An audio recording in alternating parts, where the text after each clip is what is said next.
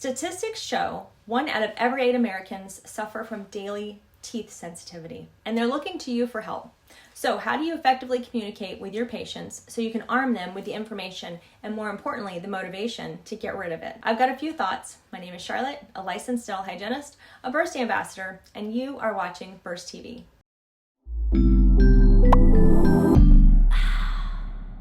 So tooth sensitivity usually stems from some physical loss of tooth structure. These are the more obvious situations, so let's focus on those first.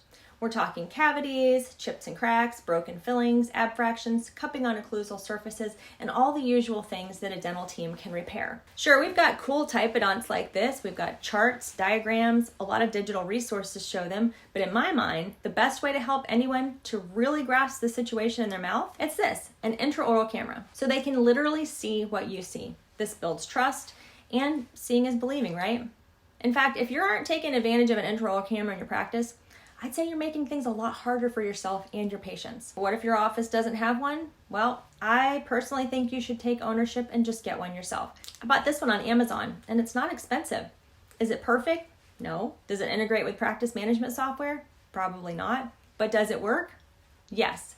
This is my mouth just a few hours ago, and it's simply a super effective way to educate other people. What about that point you get to where your patient is technically stabilized and there's really no open treatment plans, but they're still experiencing daily sensitivity? As a dental professional, you understand that this more subtle loss of tooth structure or insulation around the nerve of the teeth can leave people with varying levels of discomfort from temperature and pressure. And sometimes the slightest amount of erosion, abrasion, or demineralization is hard to see, and sometimes even harder to explain. But here's one way. Beneath this hard outer shell of enamel on our teeth, there's a layer called dentin. This dentin is covered in tiny pores called tubules. And these microscopic tubules register sensations of pressure and temperature changes by fluid moving in and out of those small openings. It really looks a lot like a sponge under a microscope. Sadly enough, the next layer of your tooth is the nerve, and when it doesn't have enough protection, it gets touchy. Now, in a perfect world, these pores get plugged up or sealed with minerals from our own spit and regular toothpaste use. Unfortunately, that doesn't always happen, and that's where we start to make more specific recommendations for the products and the way you use them. Now, whether you're recommending in-office treatments, at-home fluoride products, hydroxyapatite, arginine, strontium chloride, potassium nitrate, or a combination of them, it's completely up to you as a dental expert to help them navigate which is the best for that particular person. And I'm gonna say this next thing with all respect. It does no good to tell someone, use this twice a day to help prevent sensitivity, because teaching your patients about correct product usage is just as crucial as prescribing it. When you get down to it, most patients simply don't use their toothpaste or therapeutic products correctly. Often enough, they're doing other things on a daily basis to contribute to their sensitivity, and they just don't realize it. And I think we all need to remember this too.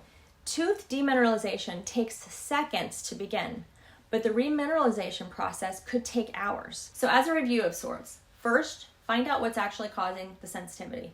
Second, what can you offer them to treat it? And thirdly, talk with them about all of the things that could potentially derail all of your good intentions. And I prefer to think of this as a team mentality. So when this conversation happens, try to make it that.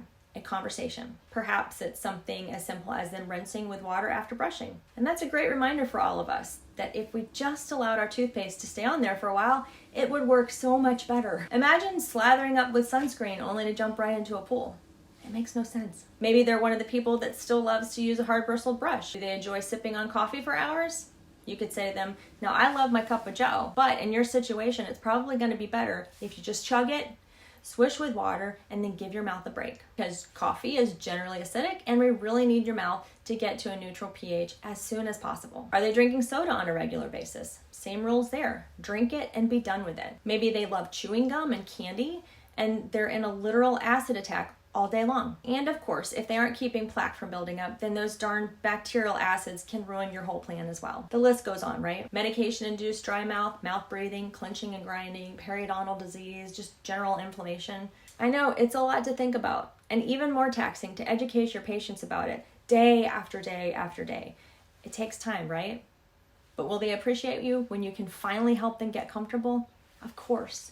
And that is the best feeling ever. Plus, these are the patients that are going to tell all of their friends and family about you. And they might even deliver those cakes and cookies during the holidays. I love that so much. So my best suggestion, if you're really feeling pinched for time, which let's be honest, most days you will, tap into a great digital patient education portal and give them that resource. Or create a video series yourself in short, digestible segments. Then you don't need to repeat yourself all of the time, and you know each person is going to get consistently a thorough explanation. And let's not forget, hallway amnesia is very real, and old habits just die hard. Remember, effective communication about tooth sensitivity not only educates your patients, but it empowers them to take an active role in their health. I hope there are a couple tips in this video that you found valuable. If you have more to share with our community, please do leave them in the comments. Thank you for everything that you do and spending a few moments with me here on Burst TV. And while you're at it, give a little thumbs up as a way to say hi. Hi, we'll see you next week.